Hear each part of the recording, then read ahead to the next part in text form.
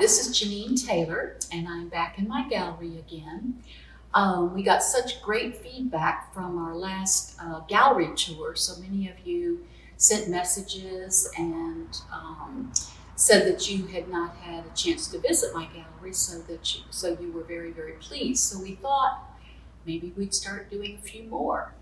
And one of the things I'd like to do frequently is to focus and center on one particular artist. So today I would like to introduce you to Alyne Harris. And Alyne Harris is a Florida folk artist. She lives near Gainesville, Florida. I've known her probably for 18, 19 years because she was one of the first folk artists I met. And so she's from Gainesville. She grew up in that area, and she's a distant relative to Jesse Aaron, who's a famous folk carver. So if you want to jot that down and look him up also. But she said that when she was a little girl, they would be on the playground, and she said, I didn't care much about playing with others. I would get a stick and I'd draw in the sand. And she just said that she was always drawing, and it just followed her up as an adult. Alyne had 3 children, and she was a single mother and had to care for them. So she had a number of different jobs. She worked in a cafeteria, and then she was hired by the University of Florida in their maintenance department, and she would clean classrooms at night. And that's a job that she kept for many, many, many years, and recently has retired from that job. So she's having some time off in retirement, but she told me the other day she volunteers at a child care center. So she's still a busy lady. I love Alyne's work. She's known as a memory painter.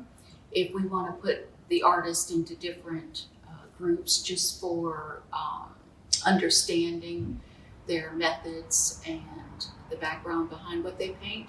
So she paints her memories of growing up in rural Central Florida.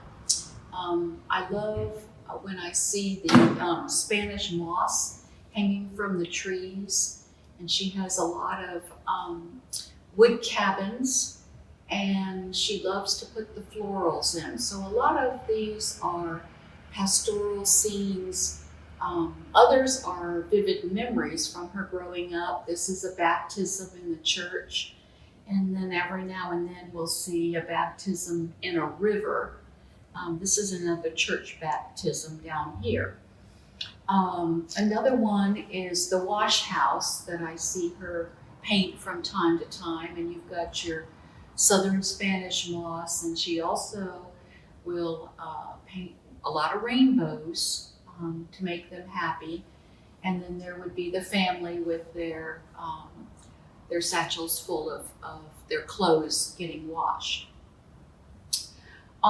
She also has a little Monet touch to her work, and that comes out quite often.